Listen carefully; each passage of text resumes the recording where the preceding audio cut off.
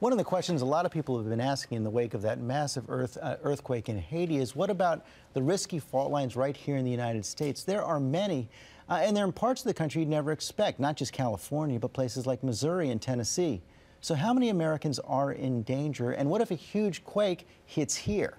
Sam Champion is on the new Madrid fault line in Memphis, where there was a tremor just over the weekend. Sam? Yeah, and George, the interesting thing about the new Madrid fault, which was one of those surprising ones, is it runs from Memphis all the way into St. Louis. So there are millions of people right in the middle of the country that are affected by that. But we went to the top seismologists in the world to find out that there actually were historic earthquake events in the United States. And believe it or not, earthquakes happen here just about every day. The thing with earthquakes is it's location, location, location. So as we saw with this devastating earthquake down in Haiti, that was a magnitude 7 rupture, but more to the point, it was directly underneath very large population. Just like California, where most Americans may think all our earthquakes are centered. But California's San Andreas is just one fault zone. There are at least 4 active earthquake zones that cover this country, all of which seismologists say have had historic eruptions, and each could have another catastrophic strike at any time.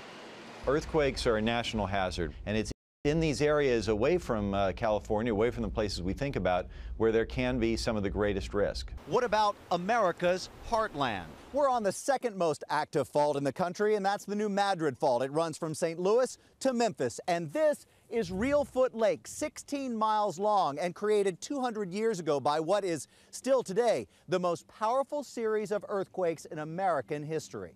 It happened nearly 200 years ago on the morning of December 16th, 1811. An estimated 7.5 on the Richter scale. It was followed by a series of 2,000 aftershocks over the next 5 months, some measuring 8.0 and felt as far away as Boston. New Madrid is the biggest fault line east of the Rockies. It extends 120 miles through 5 states, cuts across the Mississippi River in 3 places, and slices the Ohio River in half. Even now, the area averages a tremor every other day. A major earthquake here would affect 15 million people in 7 different states. Do we think there's a big earthquake on the way for this zone? Yes, we have a history of large earthquakes that have occurred here at least over the last 1,500 years, about every 500 years. And those earthquakes occur as large sequences of events, not just a main shock. New York, New Jersey, and Pennsylvania have the 70-mile-long Ramapo Fault. These streaks are really all that's visible of the Ramapo Fault, and they continue all the way up this rock. It's one of the largest in the Northeast, and we're really just about an hour outside of New York. Never heard of it? Well, it's been quiet for a couple of hundred years, and seismologists say that's part of the problem. We know in the future at some point an earthquake is going to occur, but we don't really understand the rules of the game yet in this area. What we do know is the last major activity on the Ramapo Fault was a 5.2 centered in Brooklyn, New York in 1884. And if that same quake hit today, there are now 8 million residents of New York City. All could be affected by the Ramapo Fault's dangerous reach. One important fault is the one that crosses Manhattan from the Hudson River to the East River, more or less along 125th Street. That's a well-known fault.